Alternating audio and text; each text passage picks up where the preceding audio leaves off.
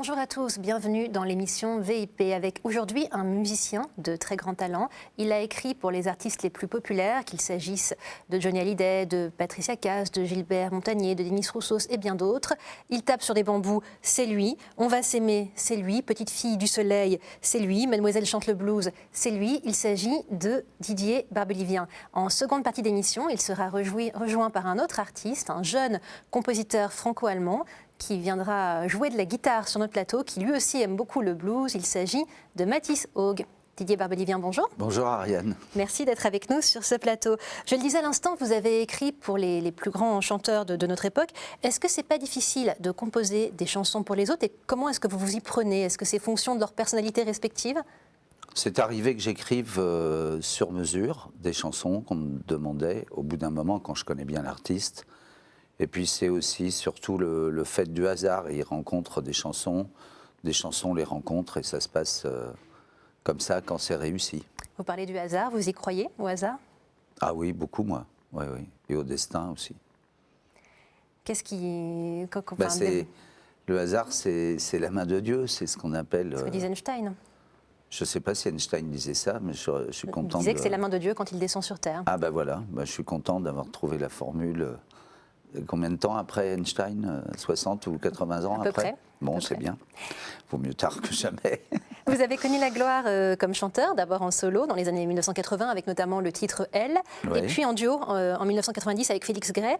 Où est-ce que vous trouvez votre inspiration quand vous composez? Mon inspiration, elle vient d'abord de mon imagination, très rarement de ma vie personnelle et quelquefois de ce que je vois dans la rue ou ce que je lis dans le journal. Et alors dans ce que vous lisez dans le journal, il y a des choses parfois qui vous choquent particulièrement ou qui vous inspirent? Ce que je lis dans le journal, en général, me choque à 99%. Donc il ne reste plus qu'1% pour m'inspirer. C'est pas beaucoup. Alors parmi les choses qui vous choquent, il y a notamment le sort qui a été réservé aux harkis. Il y a d'ailleurs un des titres de votre dernier album qui s'intitule Harki mon père, un autre qui s'intitule Au nom de la France. C'était sur les enfants du soleil. Voilà. Est-ce que vous pensez que c'est le rôle d'un artiste de mettre sa notoriété au service d'une cause? Je ne sais pas, moi j'ai pas la notion ou l'impression de parler d'une cause. Je parle d'un sujet qui m'intéresse. En l'occurrence, quand j'ai écrit cette comédie musicale, Les Enfants du Soleil, qui se passait pendant le rapatriement des Français d'Algérie, j'ai non pas découvert, parce que je connaissais déjà ce problème des harkis, et j'ai trouvé que c'était l'injustice la plus criante des 60 dernières années. Voilà des gens qui n'étaient plus personne d'aucun côté de la Méditerranée. Donc c'était quand même une position incroyable, qu'aucun État, visiblement, ne cherchait à rassurer, à réinstaller. C'est le rôle d'un État de rassurer? Oui, c'est le rôle d'un État quand on a pris sous son aile ou qu'on a, entre guillemets, employé des gens à la guerre. Il faut savoir quoi en faire. Pendant, on sait qu'ils savent toujours quoi en faire, mais après, c'est souvent plus difficile. Vous venez de sortir un album qui s'intitule Dédicacé. Je vous propose que l'on écoute ensemble le titre Tant qu'il y aura des chansons. Avec plaisir.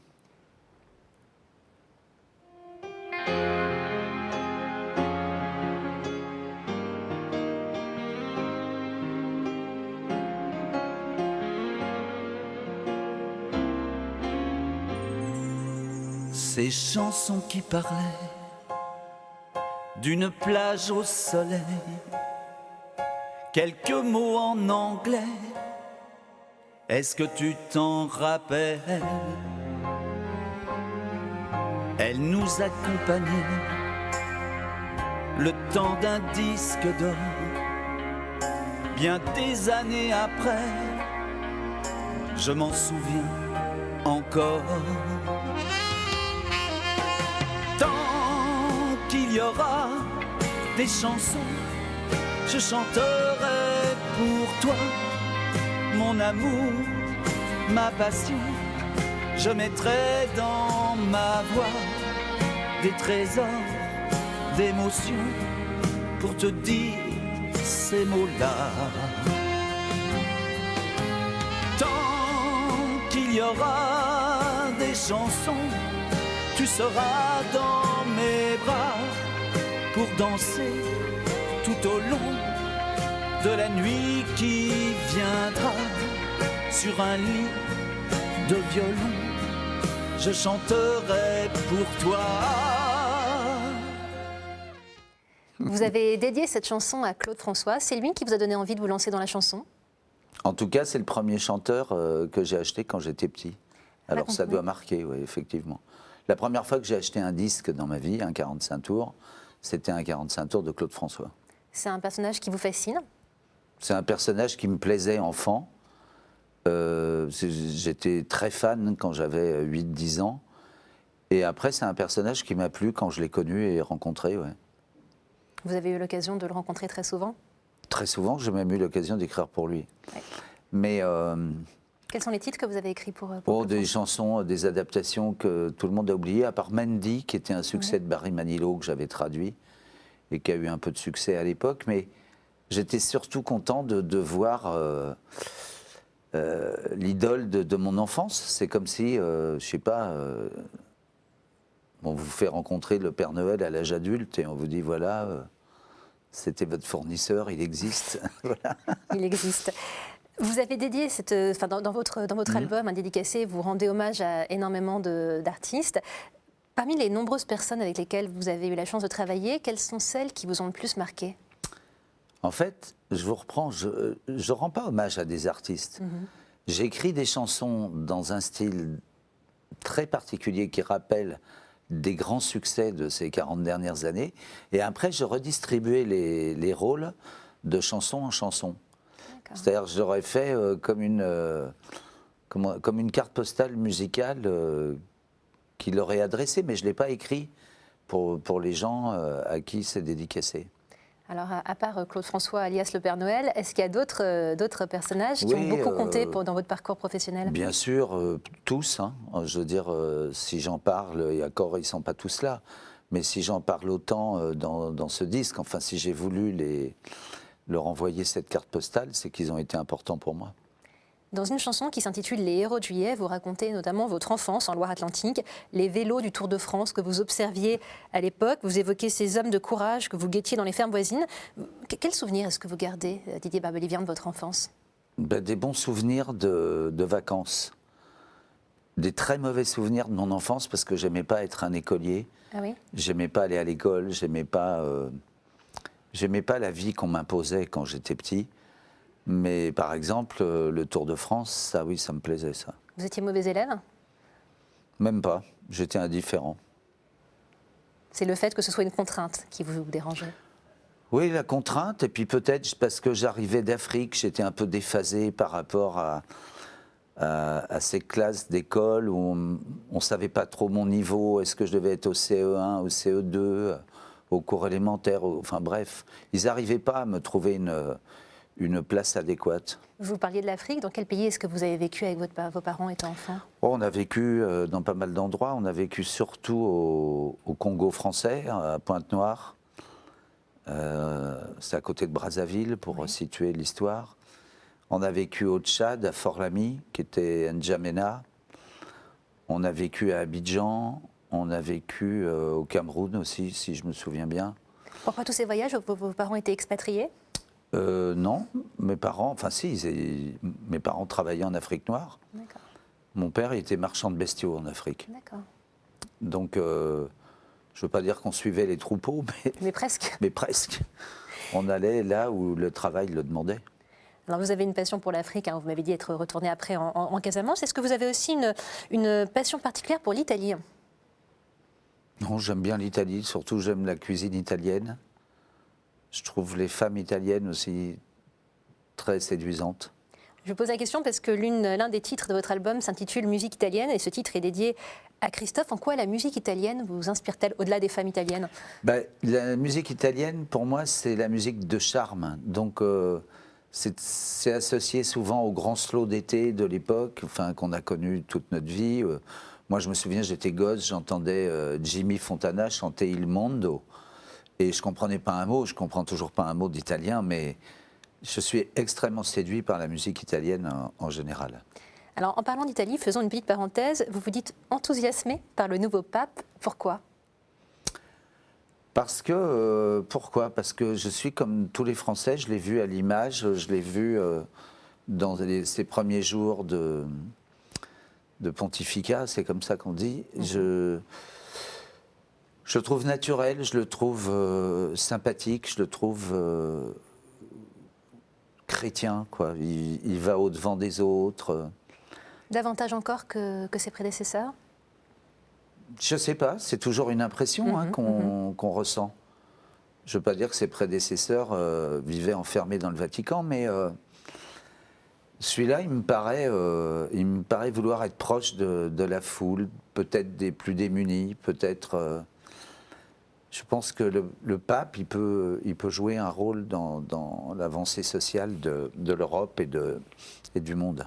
Absolument. Alors revenons à votre album. Il y a un autre titre qu'on va écouter dans quelques secondes qui s'appelle numéro 1 du Top Album, dans lequel vous racontez avec beaucoup de transparence les tentations dans lesquelles on peut sombrer quand on est dans ce monde de paillettes, ce monde showbiz qu'on a tendance à se prendre pour Mick Jagger. Oui, il y a eu des années comme ça. Il y en aura encore. Je veux dire, c'est les années trépidantes, c'est les tournées... qui s'enchaînent, qui ne s'arrêtent pas, les disques qu'on fait, presque à la chaîne et tout ça. Mais ça fait partie de l'excitation aussi. On va entendre le refrain dans quelques secondes, mais vous avez été tenté justement de sombrer vous parlez dans le titre, dans l'extrait, dans ce titre-là, de l'alcool, de la drogue. Vous avez eu ces tentations-là ? Moi, j'ai jamais eu la tentation de sombrer. Enfin, c'est-à-dire sombrer est une idée qui peut pas m'effleurer, mais avoir la tentation ou même, ces expériences-là, bien sûr que je les ai connues, bien sûr. Je vous propose qu'on écoute ensemble un extrait de ce titre. Numéro 1 du Top Album. C'était bien lui, c'était bien moi. Sur la couverture de podium. Demande à ta mère, elle te dira. Numéro 1 du Top Album. Devant Johnny et Dalida. Je la faisais briller au maximum. Ma montre en or 18 carats. Alors, ce n'est pas la Rolex de Séguéla, c'est la montre en or 18 carats. Enfin, c'est presque la même, c'est presque je vous la même. rassure. Est-ce que vous avez le sentiment que dans ce monde quand même très, très paillette, le fait d'avoir une certaine forme de spiritualité, ce qui est votre cas, Didier Barbelivien, ça peut aider à garder la tête froide ? Je ne sais pas, c'est quelque chose auquel j'ai jamais vraiment pensé, mais sûrement. Enfin, moi, je le ressens par exemple, quand je suis confronté à la nature, vous voyez, quand je vais sur la colline de Vézelay, par exemple, pour parler de cet endroit au hasard, je reviens forcément dans l'humilité. C'est-à-dire que moi, les choses, naturelles me rendent humble. Quand je suis devant un océan, je me dis, mon pauvre Barbelivien, t'es rien du tout. Voyez ? Alors vous avez effectivement cette humilité qui est très appréciable. On a le sentiment que parfois, des jeunes auxquels on fait croire qu'ils vont accéder au sommet, je pense à toutes ces émissions de télé-réalité ou autres, tout d'un coup peuvent être tentés, mais pas que, de prendre un peu la grosse tête, de se prendre au sérieux. Comment est-ce qu'on arrive dans cet univers-là à résister ? Je ne sais pas, parce que moi maintenant...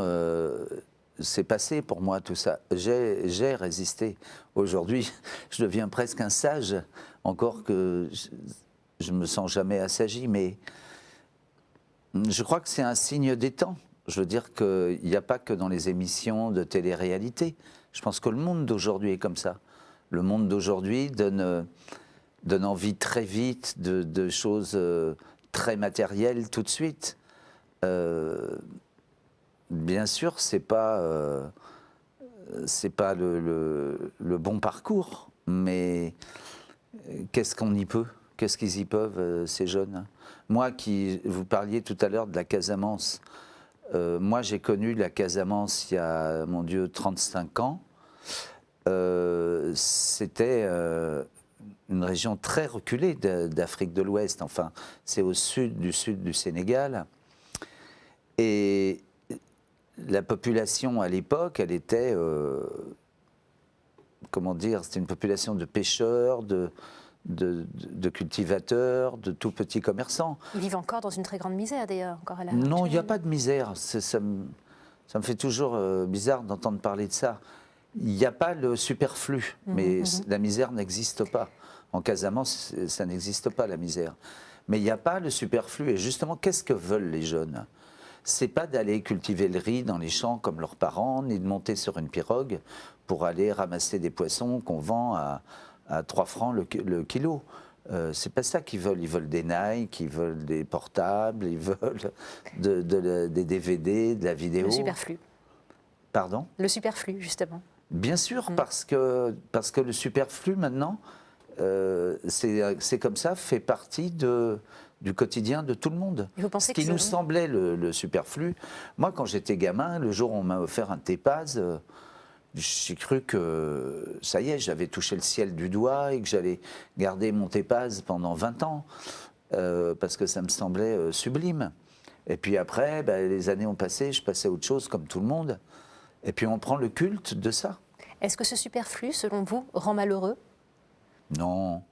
Le superflu, c'est fait pour rendre heureux, bien au contraire. Seulement, c'est fugitif et ça peut être un piège, la consommation. Enfin, je veux dire, aujourd'hui, l'Occident se rend compte que la consommation a été un piège pour tout l'Occident. Ce qu'on appelle la crise aujourd'hui, en fait, c'est une crise d'avoir trop consommé. Si on avait consommé doucement, on achèterait encore des voitures à une autre cadence. Mais aujourd'hui, on a du mal à en vendre, puisqu'il y en a plein les rues, plein en circulation, stationnés, il y en a plein les parkings, il y en a partout. Est-ce que vous avez le sentiment que ces voyages que vous avez faits, notamment en Afrique et en Casamance, le fait d'avoir côtoyé de près des gens qui n'avaient rien ou pas grand-chose, ça vous a permis à acquérir vous a aidé à acquérir cette sagesse que vous évoquiez ? Oui, forcément, parce que quand on est, confronté à la vie en Afrique, même si on est un Européen qui a des moyens, ce qui était mon cas, et on est dans le quotidien de l'Africain. C'est-à-dire, moi, je vivais là-bas chez eux, je n'étais pas qu'un touriste, j'avais une maison, je passais des fois 2 mois, 3 mois, 4 mois chez eux. On n'est pas des Européens, qui se sont installés, qui vont avoir une quelconque autorité ou sur cette vie africaine. On s'adapte à la vie africaine. Il y a un univers Moi, qui je vous coupe, Oui. le personne la plus importante, c'est le pêcheur de poissons. Vous voyez là-bas. Parce que c'est pas le boucher, il n'y en a pas.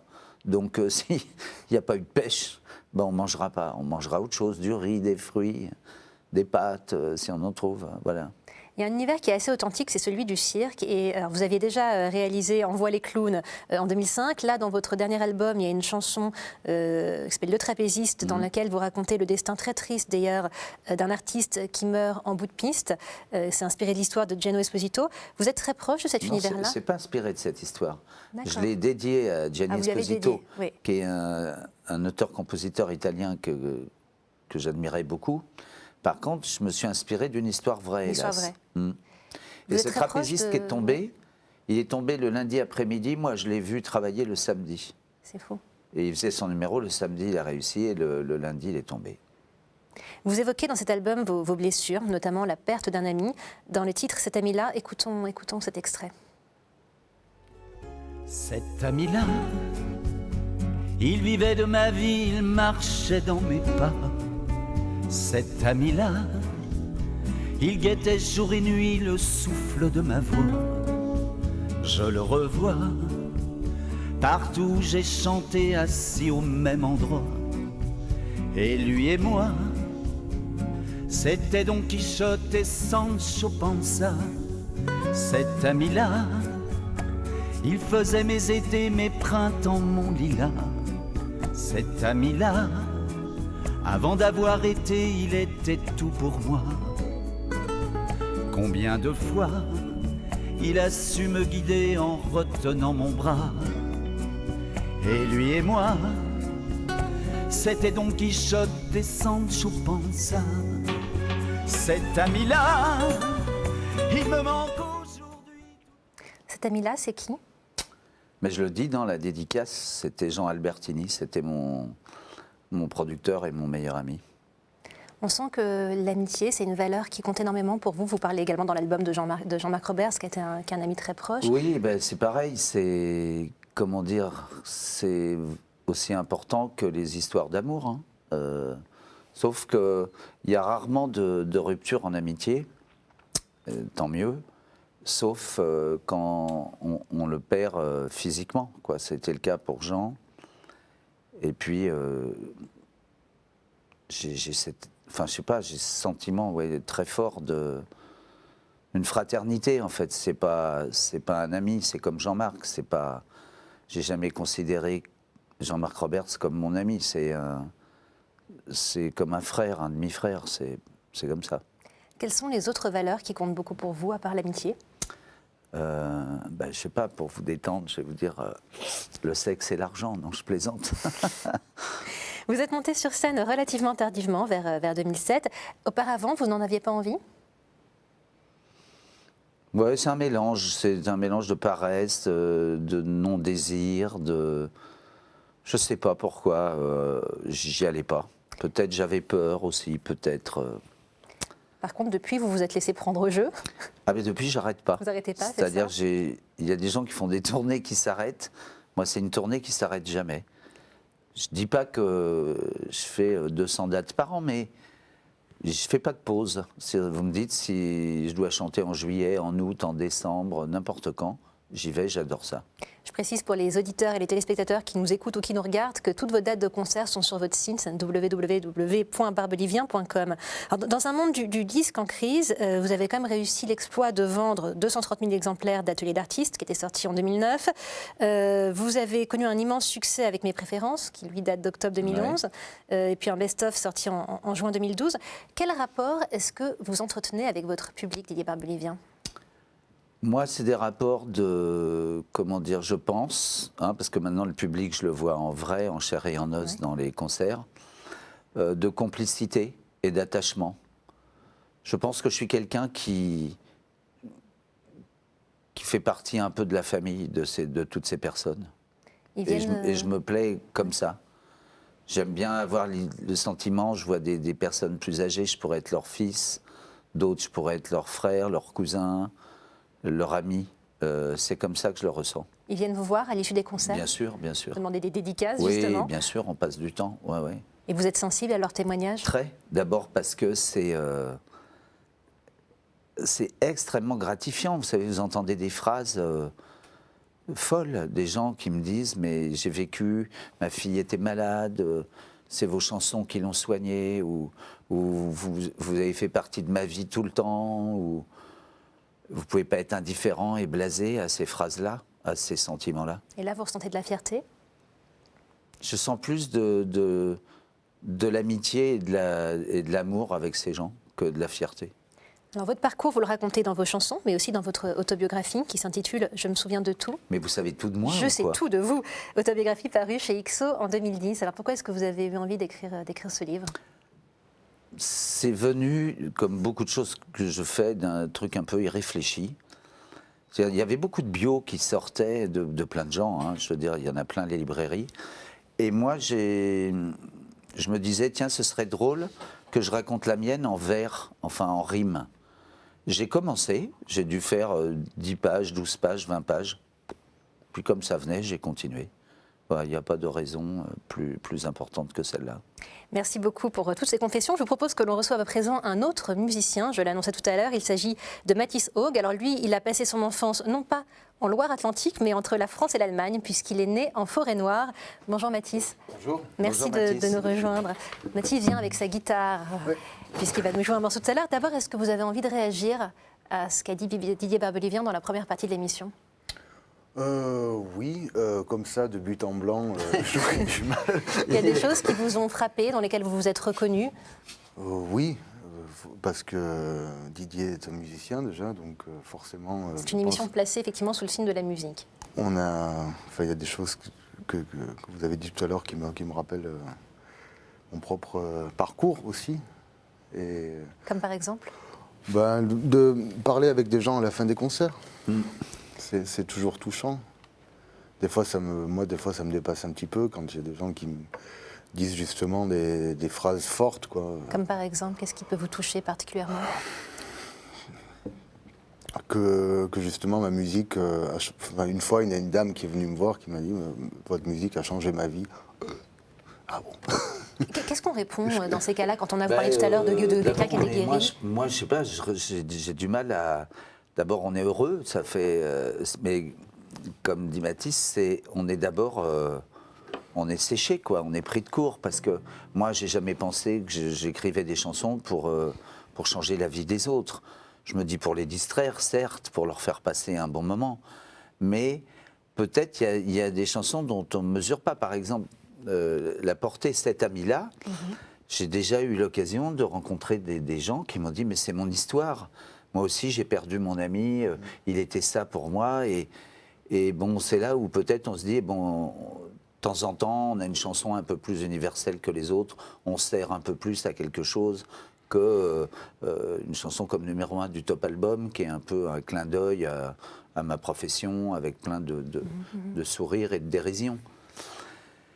Mais ça, c'est la portée des chansons, mais on a eu tous à le subir. Moi, il m'est arrivé, dans un état, je veux dire, de tristesse ou de mélancolie, d'entendre un truc à la radio et de me dire « bon, je vais me suicider tout à l'heure, parce que c'est trop, quoi », suivant l'état où on est. Et puis, il y a des chansons à la mode, de dance music qui nous font plaisir aussi. Moi, par exemple, quand j'étais jeune et encore aujourd'hui, je peux écouter Bob Dylan que sur les longues autoroutes. Tout d'un coup, j'écoute plus Dylan de la même façon. On parlait de la Casamance tout à l'heure. Je suis jamais allé d'où j'habitais, de Boucotte à Ziguinchor, sans écouter Bob Dylan à fond dans la voiture. Vous écoutez, Mathis Haug, vous, Bob Dylan? Oui. Beaucoup. Alors vous avez baigné vraiment dans l'univers musical, puisque votre grand-mère était mélomane. Vous avez ensuite pris des cours de piano, puis progressivement découvert le blues, la musette, le jazz, le swing. On va plonger tout de suite dans votre univers, avant de revenir un peu sur votre enfance, on va plonger tout de suite dans votre univers en écoutant un extrait vidéo qui est en quelque sorte un making-of de votre précédent album qui s'intitule Distance. C'est mon acte. Took a miracle to the outskirts. Everybody's on the carnival train. Should you ferry down to the outskirts, you can mention my name. Wild rodeos in the sunset, Desperado and the Mardi Gras Dane. Should you ferry on to the sunset, remember her name. Down on the water, everybody's on the caravan flame. Down on the water, people laughing in a wonderful way. Over the rooftops, feel the radiant time.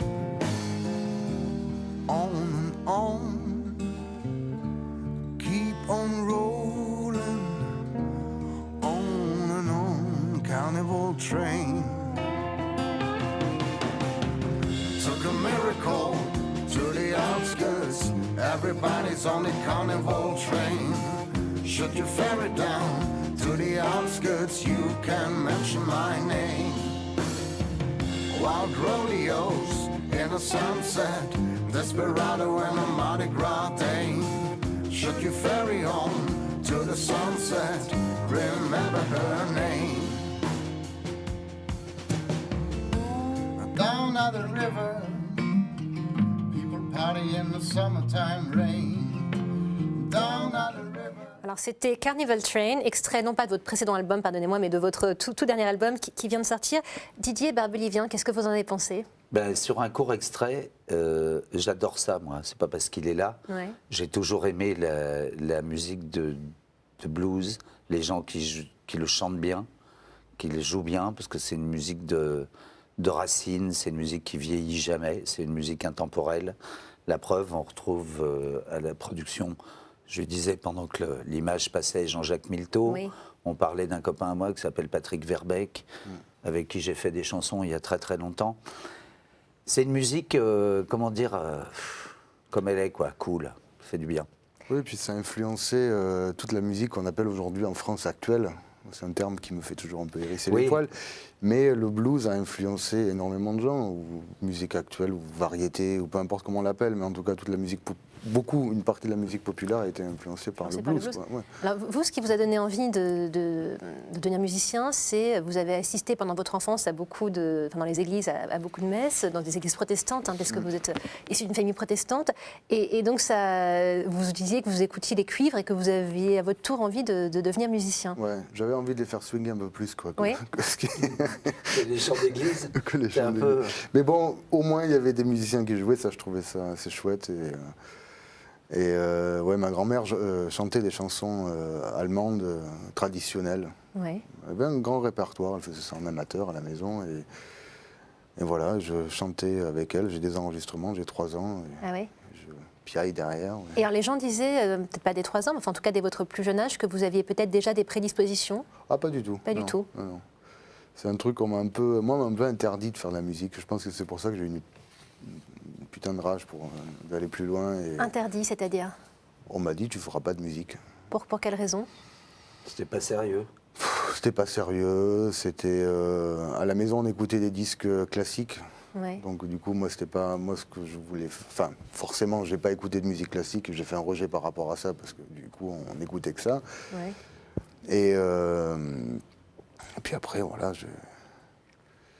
on m'a pas encouragé à faire ça. Vous m'avez même raconté que vous étiez revenu un jour avec un t-shirt Pink Floyd et que vous aviez été très copieusement sermonné, c'est ça, pour avoir Oui, apporté c'était ce pendant les t-shirt? vacances en Allemagne, parce que ensuite j'ai déménagé en France à l'âge de 6 ans et j'allais voir mes grands-parents en Allemagne l'été. Il y avait des missionnaires qui interdisaient tout ça. Vraiment, j'ai vraiment vécu ce truc-là, la musique du diable, j'en ai entendu parler. Quoi, voilà. Vous, on vous a encouragé, Didier, Ah non, on à m'a faire pas la encouragé, musique? je me suis encouragé tout seul, mais je comprends ce qu'il veut dire. Enfin, c'était...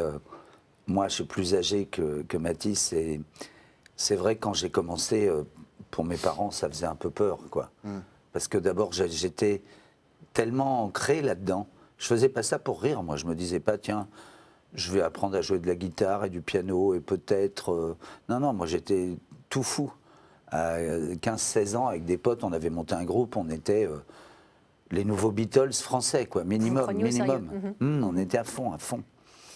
Et bien sûr, socialement, au départ, c'était pas... Ce qui est drôle, c'est qu'aujourd'hui, quand on voit tous ces trucs de télé-réalité, on a l'impression que toute la France va envoyer ses gamins ou ses filles faire les émissions de télé-réalité. C'était moins le cas. Voilà, des gens, ils disent... maintenant, c'est devenu un vrai statut, quoi. C'est-à-dire, il faut que tu seras star, mon fils. Ouais. Et mais je pense que, pour rebondir par rapport à ce que tu dis, que l'écart, enfin en tout cas moi j'ai l'impression de ça, que l'écart se creuse. C'est-à-dire qu'on a les superstars, on a les gens qui jouent dans les bistrots, et il n'y a plus vraiment de juste milieu. Moi j'ai l'impression que c'est ça de cette époque en ce moment. C'est vrai aussi, mais bon, l'agréable pour les musiciens comme toi, ou moi je me souviens quand j'étais beaucoup plus jeune, les mecs qui faisaient de la country et tout ça, que je croisais dans les cafés ou dans des petits concerts comme ça, c'est que ils avaient une marge de manœuvre de liberté beaucoup plus grande. Regarde, la preuve, toi, t'es avec ta guitare, t'en joues bien, tu peux nous faire un sketch là dans 2 minutes. Vous allez nous faire, d'ailleurs, dans 2 minutes, il va effectivement nous faire non pas un sketch, et tu vas emballer le truc. Alors que moi, bon, je peux un peu de temps en temps, mais si j'ai pas quelques musiciens avec moi, tu vois, on va dire, mais comment il joue, lui, tu vois. Juste avant, donc vous disiez, vous avez eu une éducation assez religieuse, voire un peu austère. Avec ma grand-mère, oui. Oui. Mais ma grand-mère, je l'ai du coup après quittée, je la voyais pendant les vacances, mais à l'âge de 6 ans, parce que je suis venu avec ma maman en Ardèche. Et elle aussi vous a donné une éducation très religieuse, votre maman, ou Non, pas moins? religieuse, non. Mais elle venait de se remarier, c'était compliqué pour elle aussi, je pense. Et, tout ça. Et donc du coup, elle a un peu été sous l'influence, ou a voulu suivre un peu son mari aussi, qui était très... un peu dictatorial, enfin, c'était un peu dur à la maison. Et puis il changeait de vie, il voulait revenir à la nature, tout ça, en Ardèche. Les textes de blues, ça vient de là un peu? Je sais pas d'où ça vient exactement. Je pense j'avais vraiment une soif de culture. Parce que, bon, c'est peut-être... Pardon, je te coupe, paroles et musique. Ouais. Mais où t'as appris à chanter aussi bien en anglais? J'ai un copain anglais en fait. Ah d'accord. Une famille anglaise. C'était en Ardèche, il y avait tous les babas et tout ça. Comme Et une vous avez communauté, grandi en voilà. pas une Non. communauté vraiment, mais il y avait plein de gens. De rassemblement, quoi. Vous avez eu, vous Didier, une éducation religieuse? Ah oui, oui, moi totalement, puisque la moitié de ma famille, Loire-Atlantique. Ouais. Donc Loire-Atlantique. C'est pas systématique. Si, il y a beaucoup d'églises partout, même des églises, des calvaires, des tout ça, les vêpres le dimanche après-midi. Non, j'ai eu droit à tout, moi. Alors, vous avez acheté votre première guitare à l'âge de 15 ans seulement. Hein, vous êtes bien rattrapé depuis, vous ne la lâchez quasiment plus. Est-ce que vous seriez d'accord pour nous interpréter un titre? Je crois que vous nous aviez parlé de Paper Cup. Ouais, quelques mesures.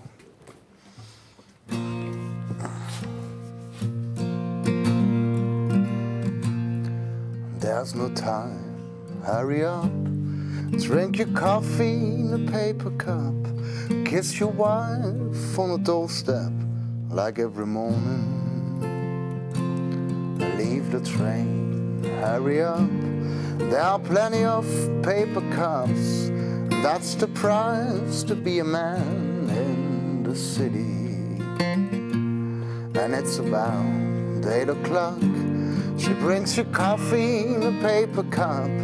Pretty blonde on high heels, how does it feel? Paper cup, we fill you up with golden bucks. I'm paddling in the sand, but I soon join the band.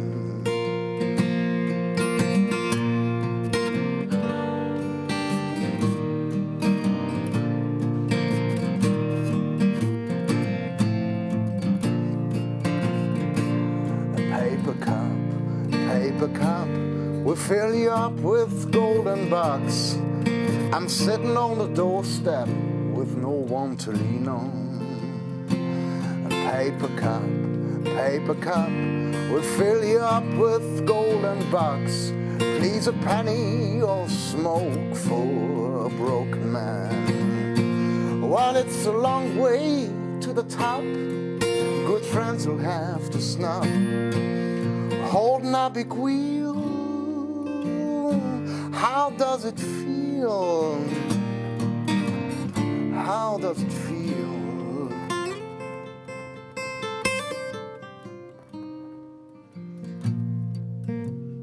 Voilà. Super, bravo. Bravo. C'est toi qui as écrit ça? Ah, elle est magnifique. D'où vient votre inspiration, justement, quand vous écrivez, quand vous jouez? Beaucoup de l'enfance quand même. Ouais. Il y a ce côté de la rage là un peu qui reste en Et du moi. voyage Qui aussi. remonte. T'as lu voyage. Kerouac et tout ça, tous ces gens. Ouais, j'ai pas beaucoup voyagé, j'ai pas mal bougé en Europe, mais pas. Mais par les livres aussi, quelquefois, Ouais. sur par la les route, livres, ça aide, tu vois. carrément. Ouais. Mais par les disques, Aussi, j'ai ouais. énormément écouté. T'as écouté qui? Cohen, beaucoup?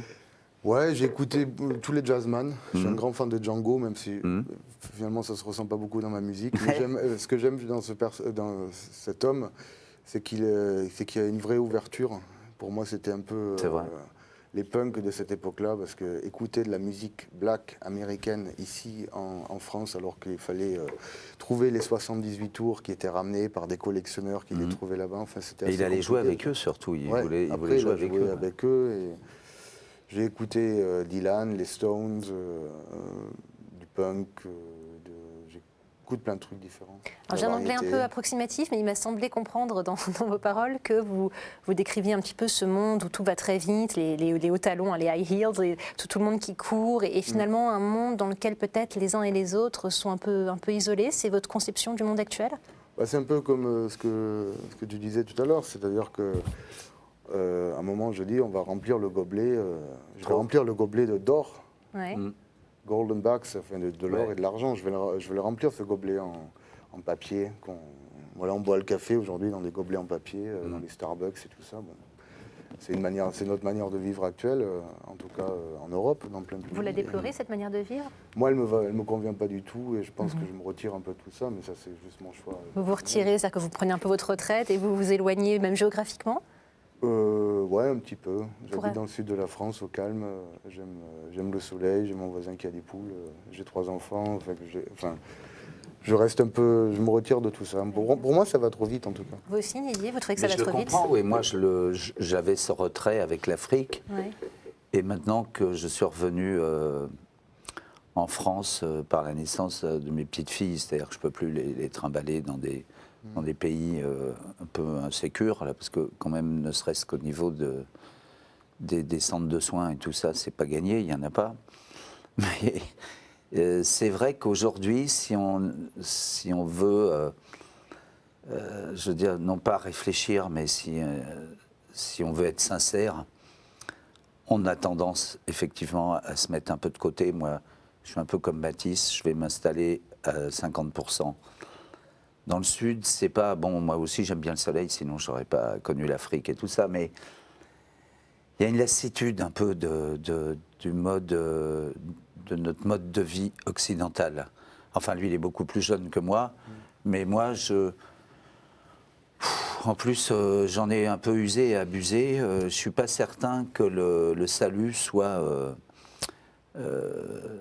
même si c'est un grand mot, soit là-dedans. Je ne suis pas certain que nos sociétés ne soient pas dans l'erreur la plus absolue. Vous parliez tout à l'heure de tous les artistes qui ont compté pour vous, que vous avez écoutés, dont vous vous êtes inspiré. Il y a une autre personnalité dans l'univers musical qui a compté pour vous. C'est l'auteur et guitariste anglais Seamus Taylor. C'est mon ami d'enfance. D'accord. Ouais. C'est avec lui qu'on faisait les 400 coups et c'est avec lui que j'ai appris à parler l'anglais. Alors en quoi cette rencontre a été déterminante ? C'est une rencontre d'adolescents, les meilleurs amis du monde qui se rencontrent. Voilà. Alors vous aussi, vous avez créé un groupe. Didier Barbelivien parlait tout à l'heure du groupe qu'il avait créé quand il avait 18 ans. Vous, c'était le projet Matisse and the Mathematics, c'est ça ? Oui, mais on a fait ça beaucoup plus tard, en fait. D'accord. Mais c'est vrai que les rencontres d'adolescence, souvent, quand on parlait d'amitié tout à l'heure, c'est des trucs qu'on n'oublie jamais. Vous, par exemple, Jean-Marc Roberts, vous l'avez rencontré à Chaptal. Ah oui, on Ouais, avait c'est ça. 15 ans, oui. Je l'ai vu écrire son premier roman, là, sur les bancs du lycée, à côté de moi. Je disais, qu'est-ce que tu fous, Jean-Marc? Il me dit, j'écris un roman. Je disais, mythomane, va. Et puis, c'était vrai. Alors, il y a une autre personne qui a joué un rôle important dans votre carrière, on en parlait tout à l'heure, c'est Jean-Jacques Milteau, qui est l'un des plus célèbres harmonicistes français. Je vous propose d'ailleurs que l'on écoute un extrait dans lequel l'harmonica est très présent, qui s'intitule Wise Advice. There'll be no more burdens to bear. And anyway, what do you care? Don't carry any useless memories. Travel lightly, my friend. It was bound to end. Don't carry any useless memories. Travel lightly, my friend. It was bound to end. Take it away now. Didier Barbelivien, est-ce que vous avez envie de réagir à cet extrait, Wise Advice? Bah oui, parce que moi, c'est un peu... on a en fait, tous les musiciens, on a tous le même quotidien, en gros. C'est-à-dire, on aime les studios, on aime les autres musiciens, on aime les tables de mixage, on aime les séances d'enregistrement. Et je disais, tiens, je ne savais pas que Jean-Jacques Milteau, il s'était mis à la production. Et il n'avait pas fait ça depuis 81 pour Bill de Rennes, en fait. C'est vrai que c'est un de nos grands musiciens français et qui s'est même exporté, ce qui est assez rare. C'est assez flatteur, ça veut dire que vous avez réussi à le convaincre de s'y remettre, finalement. C'était une rencontre tout à fait simple. C'est Philippe Langlois de la maison de disques Dixie Frog qui m'a dit, tiens, il faudrait que tu rencontres Jean-Jacques. Qui est d'ailleurs venu dans VIP il n'y a pas si longtemps. Voilà. Comme quoi, Enfin, ça dénote, s'il est un peu modeste, ça dénote d'un certain niveau déjà. Absolument. Pour absolument. accrocher les oreilles de Milteau, il faut déjà assurer un minimum. Absolument, vous êtes un homme accompli parce que donc, votre carrière est couronnée de succès. Vous avez réussi à convaincre Jean-Jacques Milteau de s'y remettre. Vous êtes papa de 3 enfants, vous disiez tout à l'heure, c'est ça? Qu'est-ce que la paternité a changé dans votre vie? Qu'est-ce que ça a changé? C'est tout à coup, il y a 3 petits êtres qui arrivent et puis ces petits êtres, c'est les plus importants, c'est les êtres les plus chers pour moi, quoi. Et ça a permis de me canaliser un petit peu aussi. Voilà. Alors vous parliez tout à l'heure de vos petits-enfants, vous êtes papa et grand-père. Qu'est-ce que... Non, pas du tout. Ah, d'accord, je pensais que... c'est ça qui fait rire tout le monde. D'accord. C'est qu'on croit que c'est mes petites filles. Non, ce sont mes filles. Ah, vous disiez mes petites filles, alors je pensais parce qu'elles sont petites, elles ont 2 ans et 3 mois. D'accord. Mais j'ai eu un grand garçon avant. D'accord, qui lui n'a pas d'enfant. Qui lui n'a pas encore d'enfant. Donc vous êtes papa, pas encore grand-père. Non, mais ça aurait tardé. Je vous le souhaite. Qu'est-ce que ça a changé, vous, dans votre vie, le fait de devenir papa? D'abord, la première fois, je pense comme Matisse, c'est-à-dire que tout d'un coup, ça devient un être encore plus proche que tous les autres qui nous sont proches. Ça modifie nos comportements, c'est-à-dire que je ne rentrais plus à 6 h du matin tous les jours. je changeais de mode de vie. Puis les petites, là, les 2 dernières, là, c'est encore plus fou parce que on redécouvre des sensations oubliées, renouvelées, tout d'un coup, d'avoir des petits-enfants. Il y a des jours, je me dis, mais elles sont à moi, c'est mes filles, ça fait bizarre, quoi. On va passer à présent au questionnaire inattendu. Alors le principe est très simple, je vous sens inquiet. Il n'y a aucune raison de l'être, je pose des questions. Voilà, le premier d'entre vous qui a envie de répondre répond de manière Il n'y a spontanée. pas à être inquiet, si on veut, on ne répond pas. Si vous voulez, vous ne répondez pas, c'est tout de suite après le jingle.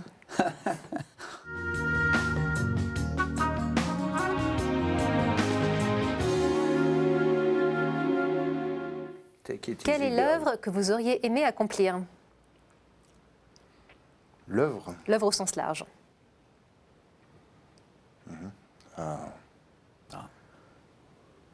Écrire I'm Just a Gigolo. Et moi, je sais pas, bâtir la ville de New York. Vaste projet. Quelle personne vous admirez et vous auriez aimé rencontrer? Moi, j'en ai un, mais bon, il n'est plus là. Guillaume Apollinaire. Ouais. Mm. Pourquoi? Il m'intriguait, ce génie de l'écriture, cet aventurier, ce fou des femmes, ce type qu'on achetait en prison, parce qu'à un moment, il était soupçonné d'avoir volé la Joconde, enfin. Exactement, c'est Un vrai. truc une vie de cinglé, tu vois, ou Du hors du commun, en tout cas. hors du commun, ou Arthur Rimbaud, ou Jack Kerouac. Enfin, moi, j'aime bien les déjantés. Et vous? Vous aimez les déjantés aussi? Moi, j'aurais bien voulu rencontrer Mandela. Mandela. J'ai vu un film sur lui récemment, bon, on connaît tous son histoire. Et c'est quand même dingue de rester 30 ans, ou je sais pas combien d'années en Dans les prison, geôles, ouais. et d'être encore en vie, mais en vie intellectuellement, tout ça. Il faut une force incroyable pour ça. Moi, C'est certain. Moi, j'ai regardé le film, j'ai pas dormi de la nuit, quoi. Que diriez-vous à l'enfant que vous étiez quand vous aviez 10 ans, l'un et l'autre? Que dirait un enfant que... Good job, boy. Good job. Et vous? Est-ce que je t'ai pas déçu? Et aujourd'hui, la réponse? Je sais pas, il peut pas me la donner. Je veux dire. Qu'est-ce que vous avez appris l'un et l'autre de la vie que vous aimeriez transmettre?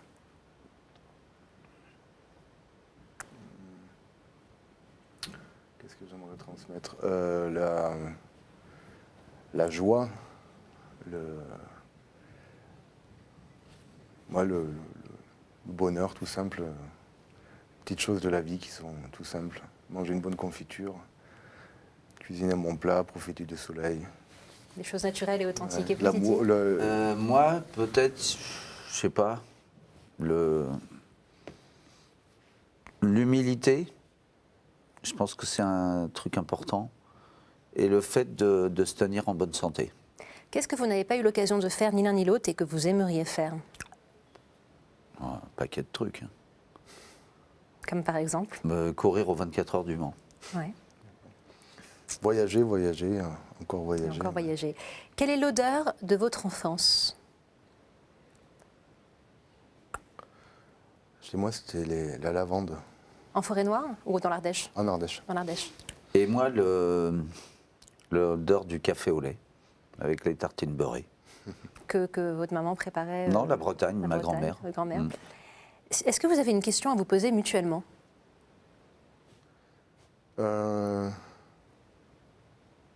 Ouais. Allez, just do it. Est-ce que tu t'es régalé tout au long de ta carrière de musicien? Moi, c'est le musicien qui m'intéresse. Est-ce que... Ouais. Ouais. Même si on m'a souvent critiqué parce qu'on pense que j'évolue dans un genre décrié qui est la chanson de variété, j'ai pris que du plaisir parce que pour moi, le plaisir, c'est les rencontres. Et j'en ai fait tellement d'original, de décalé, d'incroyable. Il n'y a que ma profession qui m'a permis de vivre ça. Ouais. On a cette chance de pouvoir vivre des rencontres avec des gens qui sont de la plus petite, de la plus anodine à la plus incroyable. Je sais pas, d'un bon moment avec un boulanger parce qu'on est célèbre ou un restaurateur, et puis jusqu'à des chefs d'État, jusqu'à des mecs que je ne pouvais pas imaginer dire bonjour, Stevie Wonder, des gens, enfin, un monde de cinglés, quoi. Est-ce que vous avez une question à votre tour à poser à Mathis? Oui, est-ce que tu envisages, enfin, est-ce que je sais pas, est-ce que tu rêves d'Amérique, est-ce que tu rêves du monde, puisque tu as la chance de faire une musique internationale? Oui, je rêve de sortir aussi de France. Quand tu dis voyager, c'est-à-dire Ouais, c'est voyager à tu travers pourrais jouer aussi. à Londres, à New York, Ouais. à Singapour, ce qui est quand même une chance incroyable. Pour l'instant, j'en ai pas souvent eu L'occasion. l'occasion, parce qu'on travaille avec mon équipe surtout sur la France. C'est un peu décalé, je chante en anglais. Alors moi déjà, la langue me fait voyager. Parce que ça, on me pose souvent la question, on me dit mais pourquoi tu chantes en anglais, pourquoi tu chantes pas en français? Merde. Non, mais il ne faut pas dire que tu chantes en anglais, parce qu'évidemment tu chantes en anglais, mais ce qui est très important, parce que moi j'écoutais ta chanson, c'est que tu écris en anglais. Oui. C'est ça qui est important. Parce que tes mots, t'es pas en train de chanter, je sais pas moi, Why You Don't Love Me Tonight. Tu vois ce que je veux dire? Ce que tu es en train de dire, si tu le chantes à New York, ça va toucher en Angleterre, ça va toucher en Allemagne, où on écoute beaucoup de chansons anglo-saxonnes. C'est ça qui est magique dans l'écriture. Dans le fait de... Moi, je ne suis pas impressionné par un chanteur de variété qui chante en anglais. À la limite, je m'en fous. Je veux dire, c'est pour ça que quand je vois The Voice, je suis un peu atterré quelquefois de ce que j'entends. Mais ces gens-là, ils chantent bien. Oui. Ils ont beaucoup de talent pour la plupart. Mais ils chantent en anglais des trucs qui n'ont pas de sens. Enfin, je veux dire, pourquoi chanter ça en anglais? Il y a tellement eu d'auteurs français à chanter à la place, alors que quand on écrit en anglais, comme il fait, lui, paroles et musique, c'est une volonté, et non seulement c'est une volonté, c'est une gageure de se mettre en parallèle ou en correspondance avec d'autres talents de sa musique à lui. Merci à tous les deux d'être venus sur notre plateau. Je rappelle votre actualité respective. Didier Barbelivien, vous venez de publier un album qui s'intitule Dédicacé. Et cette émission, je le disais, a été placée sous le signe de la musique, puisque nous avons un autre artiste avec nous, Matitoso, qui lui a publié un album qui s'intitule Distance. Merci à tous les deux, merci à tous de nous avoir suivis. Je rappelle que vous pouvez suivre également cette émission sur Internet, sur le site de KTO, www.kto.com. À très bientôt.